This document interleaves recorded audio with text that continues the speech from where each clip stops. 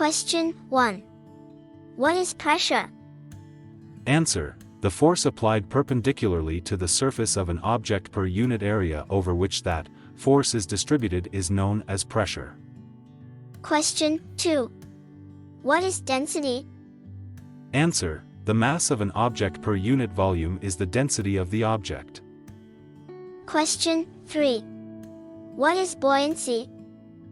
Answer: buoyancy is an upward force exerted by a fluid that opposes the weight of an immersed object.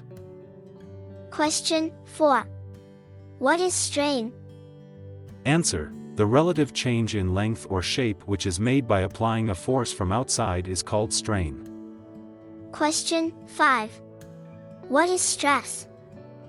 Answer: force per unit area that develops within a substance due to deformation is called stress. Question 6.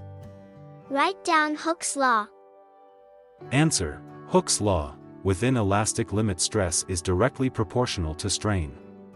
Mathematically we may write stress-strain. Question 7. Write down Pascal's law. Answer: Pascal's law says if pressure is applied on a liquid or a gas enclosed in a container from outside, then this pressure is transmitted equally and acts perpendicularly on the sundae of the container in contact with the liquid or gas. Question 8. What is force enhancement law? Answer: if any force is applied on the piston of the smaller portion of an enclosed liquid, then in the larger piston, a large amount of force can be acquired. This is the force enhancement law.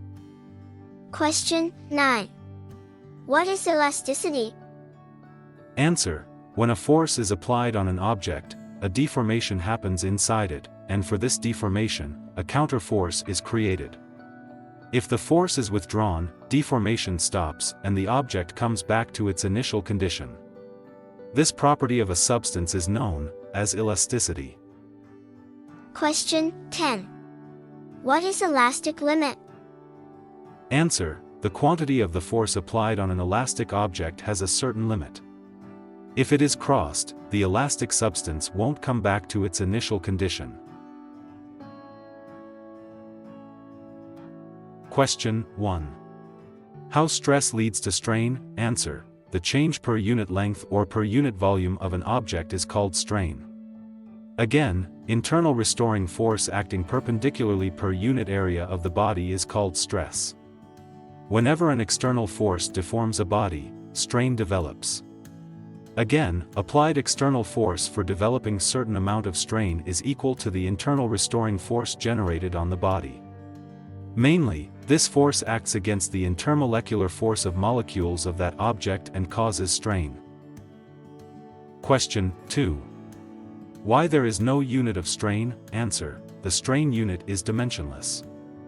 It is the ratio between the length shift and the initial length, so it is unitless. Strain is the ratio of the change in the body's proportions and the original dimensions. Question 3. Why does the density of matter decrease when the temperature increases? Answer: if the temperature of a matter is increased, the speed of the molecules of that matter also increases. So, they collide with each other more often and spread apart, taking more space. That makes it occupying a larger volume that results in the decrease of density. Question 4. Why cooking in a pressure cooker is quick? Answer: in pressure cooker, water boils at 121 degrees Celsius, 2509 F.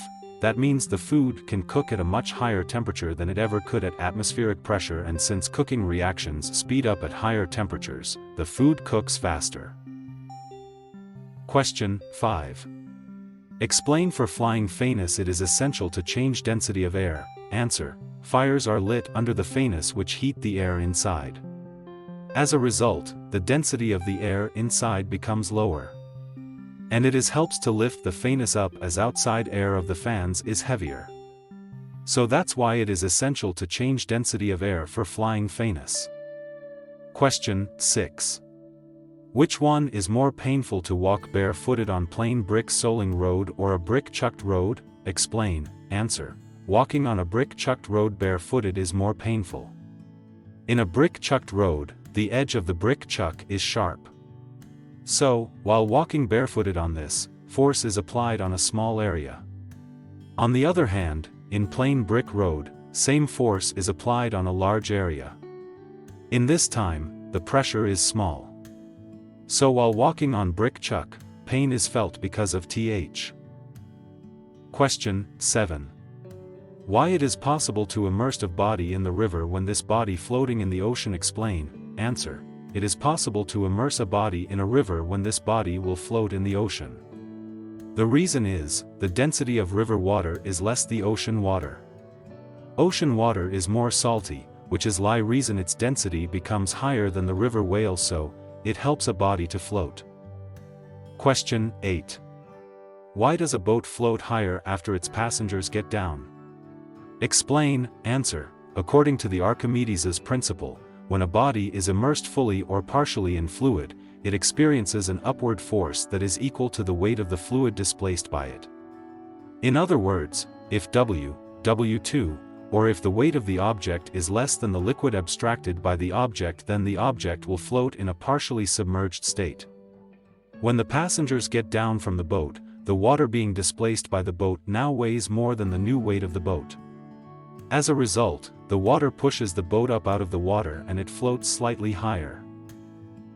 Question 9. Explain Archimedes' law. Answer. Archimedes proposed a law of buoyancy which states, if a body is immersed in a liquid, the weight of the body is reduced by an amount equal to the displaced liquid. In some cases, the body is partially immersed in the liquid. In that case, the volume of the immersed part is considered, because the body will displace that amount of liquid.